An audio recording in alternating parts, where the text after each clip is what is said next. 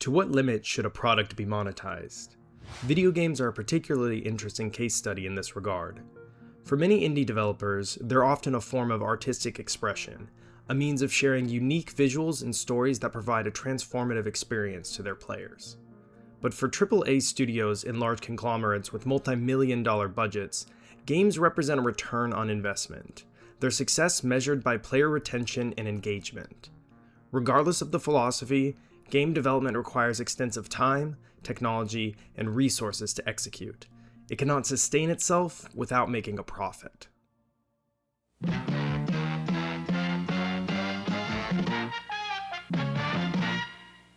Since the inception of arcade machines and first-generation home consoles, competition in the industry has been brutal. The modern-day landscape of gaming has paved a path over the graves of bankrupt studios and failed consoles. At one point in time, everyone wanted a piece of the market, but only the most innovative could survive. Technological advantages played a partial role in the success and failure of studios, but the real victors were the ones who separated themselves from the pack through advantageous monetization strategies. The AAA titles of today have taken this message to heart, consolidating their studios and optimizing revenue strategies by designing games not simply to entertain, but to extract. When you play modern titles, you can't ignore the constant confrontation with limitless ways to spend your hard-earned cash. Despite criticism from a large percentage of gamers, along with frequent legislative action taken against companies, predatory monetization practices only seem to be growing. The harsh reality: gamers speak with their wallets and developers listen. Skins, battle passes, expansions, and loot boxes. 10 years ago, this level of monetization was at the infancy of its dominance. 20 years ago, it was almost non-existent. But how did we get to where we are today? How did monetization evolve from a one-time purchase into something deeply embedded in the design of games themselves? And when did games turn from a product to a service? The late 1960s and 70s saw the rise of the arcade machine, combining the latest circuit technology with the addictive pay-to-play mechanics of carnival games. Early machines featured a combination of mechanical inputs with video projection. Indy 500 was one of the first semi-first-person racing games. Released in 1968, it sold 2,000 machines in Japan and inspired many clones, one of the more notable being Sega's Grand Prix and Chicago Coins Speedway, selling 10,000 machines in North America at the time. Capitalizing on this growing market, developers competed to release the biggest blockbuster titles they could muster. Pong in 1972, Breakout in 1976, Space Invaders in 1978, and the world-renowned Galaxian in 1979. Digital, addictive, revolutionary, and only a quarter a game. By the early 1980s, arcade gaming was at an all-time high. New wave punk and Pac-Man fever was on the minds of kids and adults alike. Simultaneously, it was a time for experimentation with not only gameplay design, but by monetization strategies too. As gaming evolved, developers began implementing new design choices to generate greater quantities of cash from their coin-operated machines. In 1985, Atari's Gauntlet was one of the first games to strike. A hack-and-slash dungeon crawler, Gauntlet offered players a contrasting experience to previous arcade games. Instead of a limited number of lives, players were offered extended continuous play, so long as they inserted additional coins to buy more lives. Where skill was a previously limiting factor could now be offset to players with a heavy purse. The monetization practices set by Gauntlet became the new standard for arcade development. Because players could now make continuous progress, developers were incentivized to make their games longer with ever-increasing difficulty. In addition to paying for lives, some game developers thought outside the box with more creative strategies. Lost Tomb, in 1982, was one of the first arcade games to allow players to purchase an in-game power-up. In this case, it was a powerful whip attack at the cost of a quarter. In 1990, the third release of Double Dragon, the Rosetta Stone, expanded on this concept by offering a wide variety of in-game upgrades available for purchase. Although deemed predatory and removed from the Japanese release, the pay-to-win power-ups in Double Dragon was just a taste of what future in-game microtransactions would become. Throughout the 80s, the consumer retail side of gaming was simultaneously starting to develop. In contrast to the 70s, arcades were no longer the sole option for gamers to spend their cash. Nintendo, Atari, and Sega competed for market dominance, each releasing their own hardware suitable for home gaming. Although the quality of games were varied, players now had the choice between spending hundreds of quarters on life-based arcade machines or purchasing standalone titles for a home console. It is possible players had too much choice during this time, however. The oversaturation of games and consoles along with the rise of the personal computer led to a large-scale recession of the video game industry in the early 80s. But despite consumer fatigue and a significant loss of revenue for many major publishers, the earning potential for video games was there. The market just needed to recover.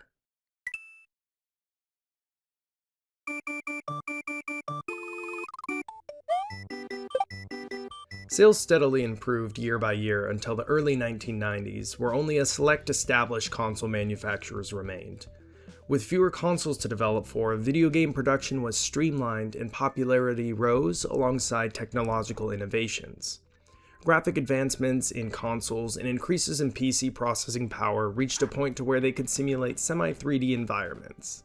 At this point in time, arcade gaming was still incredibly popular, but the retail sales of game cartridges, floppy disks, and later CD-ROMs were proving to be an increasingly lucrative option for developers. As technology advanced, so did the fiscal strategies. Alongside retail sales, games could now be purchased through on-demand mail-order services, adding a layer of convenience for the consumer. Video rental companies also began adding video games to their selection of rental options. The try before you buy was another popular strategies companies used at the time. Many PC games were released in two forms, a trial shareware version and the fully fledged paid experience. One of the most notable examples of this was the shareware release of id Software's Doom in 1993.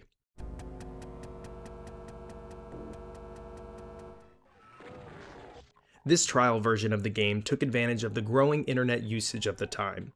Available as a free digital download, the first 9 levels of Doom spread like wildfire across the internet. Considered to be a genius marketing strategy, Doom's shareware release was installed on over 10 million computers, translating into hundreds of thousands of sales within the first few months of the game's launch. Although single-player cartridge-bound games were dominating both the PC and console market, generating massive revenue for the industry, developers were confronted with the reality that due to shifting player interest, game sales fell off rather quickly after launch. Because retail sales were the primary source of revenue for these titles, companies observed the majority of revenue came within the first year of a game's release, with sales trickling off as gamers moved on to newer titles. As a result, a constant stream of sequels and new IPs needed to be released to keep development teams afloat. It was a grueling process, and success was never guaranteed. But what if developers could create a game that would continuously generate revenue without the need for a sequel? Enter the live service era. Live service games were somewhat limited in the 80s. The internet was new and expensive. People paid service providers based on usage, typically by an hourly rate. This kept the player base of live service games relatively small at first, primarily limited to students and professors on local university networks where the earliest games were hosted. But by the 1990s, internet popularity was on the rise and service providers began offering flat-rate internet plans, making online gaming much more accessible to a large audience. But live service games weren't cheap to develop, and with the significant increase in players, they required constant financial support to maintain their servers. It's only logical that developers would need to switch to a subscription model to remedy this. Most online games during this time were made available through flat-rate monthly subscription. This was most commonly found within MMOs and MUDs, games which centered around a large community of players. But it was quickly discovered that subscriptions were not the only option for game monetization. It was around this time when developers began experimenting with in-game purchases as a means of generating revenue. One notable example of this is Archaea, Dreams of Divine Lands. In contrast to the subscription model, Archaea was free to play. The game instead presented players with opportunities to purchase a virtual premium currency which could be used to make in-game purchases. Faster progression, more powerful equipment, pay to win. Potentially. Archaea's use of in-game purchases was noted by the International Games Developers Association to generate substantially higher average revenue per customer than the traditional subscription models, and consequently, it would set the standard for modern-day microtransactions as we know them. It wouldn't be long before virtually every subscription service game would switch to the free-to-play model and incorporate microtransactions into their products. The early 2000s were a time of significant change for gaming. Developers continued to find successes through retail sales, but digital downloadable content really began to take shape as the new norm for gaming monetization. Many titles began to offer purchasable, downloadable expansions to their games. This was seen as a way to extend the life of a popular game and squeeze out a bit of additional revenue. Expansions were smaller, quicker to develop, and required players to have already purchased the game. It also had the advantage of capitalizing on games which were already proven successes. Although physical media was still the standard for this time, it didn't make as much sense for smaller add-ons. Consumers needed a one-stop shop to purchase additional content for their games. Xbox released the first version of their Xbox Live Marketplace alongside the 360 in 2005, allowing players to purchase specific digital add-ons for games, often at a low price. Crude and untested, DLC was seen as a form of supplementary revenue rather than a primary force of sales. That was until Bethesda Softworks entered the picture.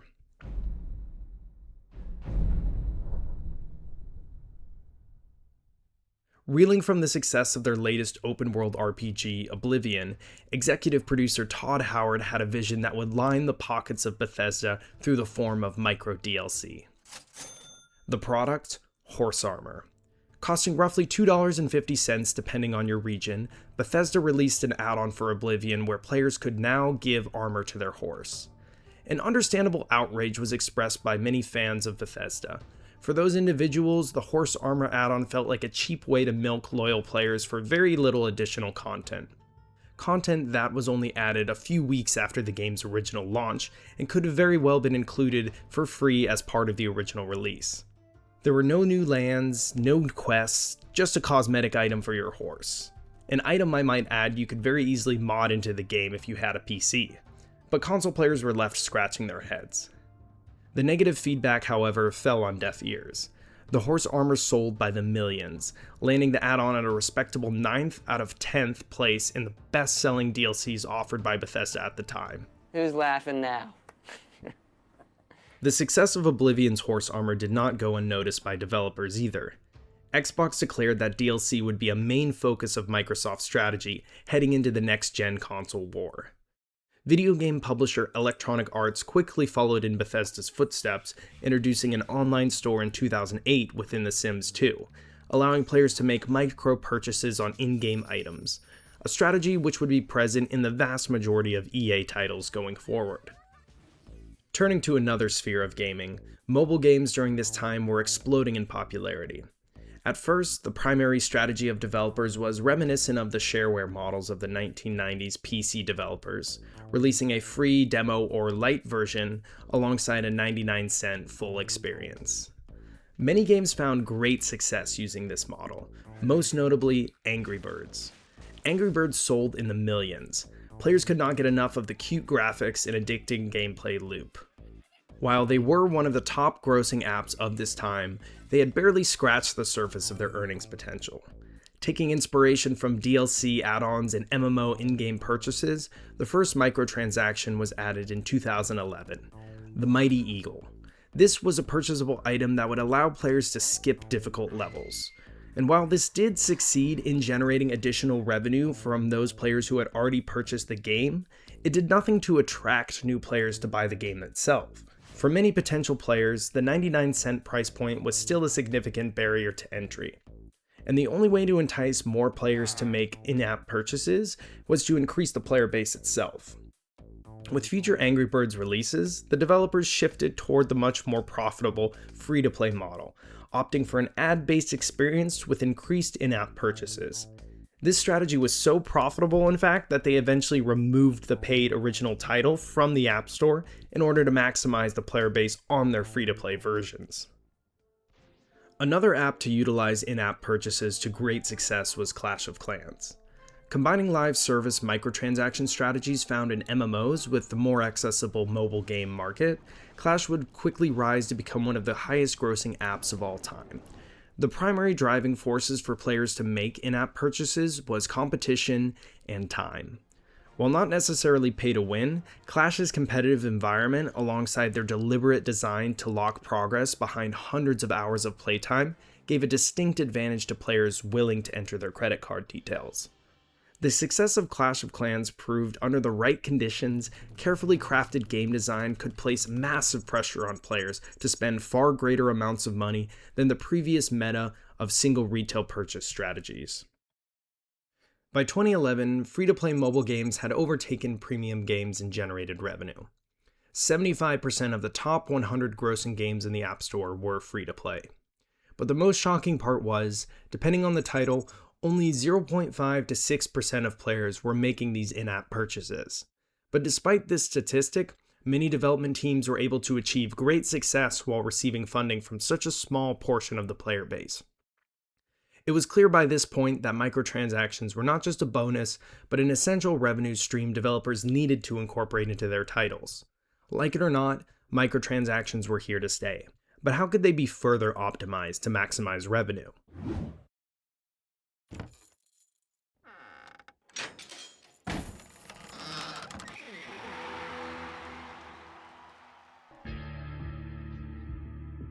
Loot boxes may have been popularized by Valve, but their roots go back much further. The concept of purchasing mystery packages for a randomized reward can be traced back to card trading games such as Magic the Gathering. Magic was and is an incredibly popular competitive card game. Each card has a different character with different abilities. There were common types and rarer, more powerful collectible cards infrequently found within randomized booster packs available for purchase. It's only logical that game developers successfully predicted this concept's effectiveness in video games too. Valve continues to use loot boxes to great success in games such as Counter-Strike, Team Fortress 2, and Dota. Instead of offering powerful items which affect gameplay, Valve crates offer purely cosmetic items and reskins. But why would someone spend hundreds or thousands of dollars unboxing randomized loot boxes for items which offered zero gameplay advantage? Please! Oh my days! Oh my days! I forgot what it feels like! The answer? Trading. The items unboxed, which varied in rarity, were able to be traded between players. As a result, entire in-game economies arose where community markets valued items in real-world dollars based on rarity, supply, and desirability. Another early adopter of the loot box monetization strategy was EA's Ultimate Team mode in FIFA 2009. In contrast to Valve's initial loot box introduction in Team Fortress 2, FIFA's microtransactions would not be limited to cosmetic reskins. Instead, EA deliberately built FIFA's gameplay mechanics to favor players with a team roster of more powerful players, with the best players locked behind randomized packs players would need to pay to open. The immense rarity of the best characters enticed players to open as many packs as possible. By 2017, AAA titles were rarely singular purchases, with 1 to 4 additional purchasable downloadable add-ons. They were instead live ecosystems with limitless purchasable content. And a large portion of this content was not directly sold, but rather made available through a virtual slot machine or loot box system. Due to the influence of prominent companies like Valve and EA, loot boxes would find their way into the bulk of AAA titles developed at this time, generating massive revenue through luck-based gambling-esque systems. Sounds dirty, right? Because it was, and many players noticed. It wouldn't be long before the inevitable loot box fatigue set in. EA, who I might add was voted the worst company of the year twice in a row, continue to exploit this system to its furthest possible point with their development of Star Wars Battlefront 2. Instead of a linear progression system found in many video games of this time, player progression was heavily tied to the loot box system.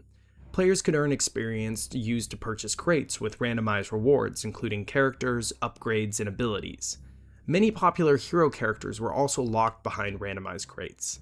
One player calculated that without making a purchase, it would take 40 hours alone to unlock one hero such as Luke Skywalker. and he was only one of 22 different heroes in the game. The intention was clear: make progress as strenuous as possible to encourage players to make time-saving purchases. EA faced heavy criticism over their aggressive monetization strategies. Player backlash and investigation by Belgian regulators caused them to reduce the cost of many of their premium characters and to decrease the reliance on randomized mechanics for leveling, making achieving items and characters through traditional gameplay slightly easier than before. The message was clear: microtransactions are an invaluable revenue stream when implemented in a way that does not frustrate players with artificially inflated difficulties. Despite EA's backpedaling, they, along with many other developers, continue to defend the loot box system. While they may have reached a more favorable equilibrium between player satisfaction and profit, they never fully satisfied certain government entities. Belgium was the first country to classify paid loot box systems as gambling, with many EU nations soon to follow. To maintain profits, game developers would need to find a way to adapt to the changing landscape of microtransaction legislation. Seen as an answer to the latest outrage against the loot box system, Battle Passes offered players a tiered reward system for either playtime or completing specific challenges throughout a set period. Oftentimes, Battle Passes would include a free and premium tier. The former includes a limited number of in-game rewards in comparison to the latter, which, in addition to offering more desirable collectible items, would also give players the ability to earn premium in-game currency for their efforts. Each game operates its Battle Pass in varying ways, but the common features include limited time offerings and a paid premium tier. While existing in the early 2010s, it was Epic Games' Fortnite Battle Royale to coin the term Battle Pass and to use it to critically acclaim success in 2017. Fortnite Battle Royale, a free-to-play game, divided its Battle Pass into 2 to 3 month seasons, where players could pay $8 to $10 to engage in challenges and earn cosmetic items and emotes for a limited time. The Battle Pass was essentially the reinvention of the subscription model, only with limited time earnable cosmetics that entice players to make the purchase. The rewards, however, are only guaranteed when the player adequately meets the pre-established metrics, whether they be certain playtime hours or the completion of specific challenges. Regardless of the approach, players who purchased these battle passes then needed to grind daily in order to meet specific deadlines to receive their rewards. Many battle passes also include the option for players to pay to complete difficult challenges in tiers in the pass if they do not have enough time left in the pass. A favorable strategy for many companies. Battle passes would not only generate substantial revenue, they would also pressure players into continuously playing their game. Without a large active player base, live service games like Fortnite would not have the competitive community required to entice players to make these purchases. Of course, when one company finds success, others quickly move to imitate. You'll be hard-pressed to find a AAA game of today released without the inclusion of a battle pass. Whether the game is free to play or costs $80, you'll be safe to assume you could always spend more of your money. Battle passes too are not without controversy. Seen by many as predatory, battle passes oftentimes place the best rewards within the final tiers of the pass. The fear of missing out is insurmountable. Consistent daily play or additional purchases are required. Otherwise, you may never have a chance to earn these items again. Some consider video games to be an art form. The creative expression found within many games is undeniable and should be admired, but they are not solely art. They're products, cash cows for developers to milk for billions of dollars. Whether it be loot boxes, battle passes, or subscription models, or even in-game advertising, the evidence is clear. The goal is to generate as much cash from its player base as possible. It's much more profitable to design a couple of cute cosmetic items for an already successful title than to design an entirely new game from the ground up. As a result, development focus has shifted towards this philosophy. Multiplayer games represent the highest grossing titles out there. Cosmetics represent status and prestige, reserved for only the most dedicated players or those with the greatest financial means. Monetization strategies within video games are ever evolving. Although battle passes and in-game purchases are the dominant trend of today, history suggests that due to inevitable player fatigue or the discovery of more profitable tactics, developers will shift their focus to new financial strategies. It's difficult to predict when that time might be, but we might already have a glimpse into what the future may hold. Today we're seeing the proliferation of subscription-based game passes and hardware rentals, such as Xbox Game Pass or Nvidia GeForce Now. Perhaps in the future, gamers will exclusively rent their games and hardware and own nothing. Two things are certain, however. Microtransactions are here to stay and will continue to evolve, further optimizing their profitability into oblivion. The truth is, despite how things progress, newer monetization systems will never completely replace the old. Retail sales are past their heyday, but many stores are still in operation. Subscription games are out of fashion, but they do still exist. Loot boxes have been heavily criticized, but there's still no shortage of them in games. And hell, I even like going to the arcade every once in a while. I'll just pay with my credit card though. The point is, these systems do not die with time, but rather add to the ever-growing arsenal of fiscal strategies to separate players from their cash.